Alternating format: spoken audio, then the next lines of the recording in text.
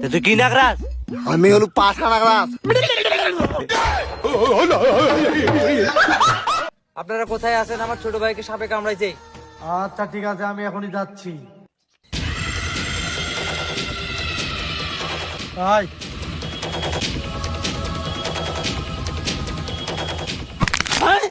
কেমন করে হাঁটছে, হাঁটারও ঢং না, কানার মতো হাঁটছে। বুঝতে পারিনি। क्या गुंडा बनेगा रे तू?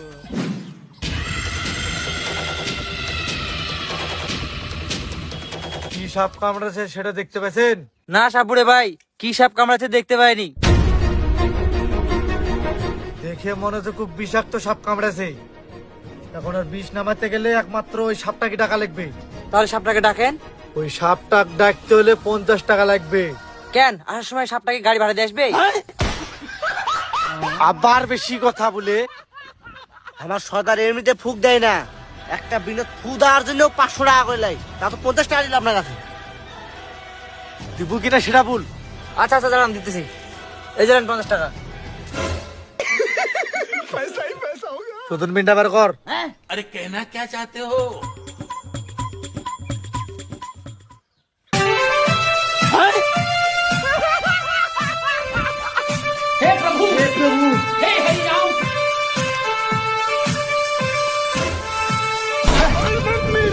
উস্তাদ, চলে আসে।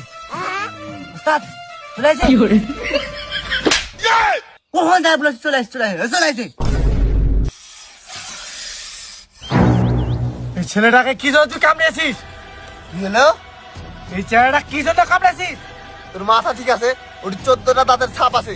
আমি কামড়াই না, কুত্তাটা কামড়াছে।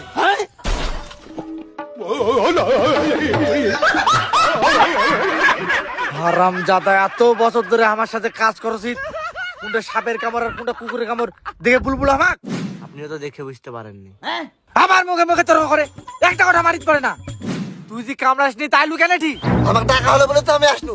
তুই কি নাগরাজ? আমি হলো পাঠা নাগরাজ। তুই পাঠানার কথা মানে লেনু, কিন্তু এভাবে করাই লাগবে? পাঠা নাগরাজ তো এরকম করবো না, কেরকম করবো? যাই হোক, যেহেতু তুমি চলে আইছেন ভুল করে, তাহলে তুমি এবার চলে যাও। আমাকে যেহেতু ডাকা হচ্ছে সেহেতু 100 বলে ছবি করে দাম। বাপরে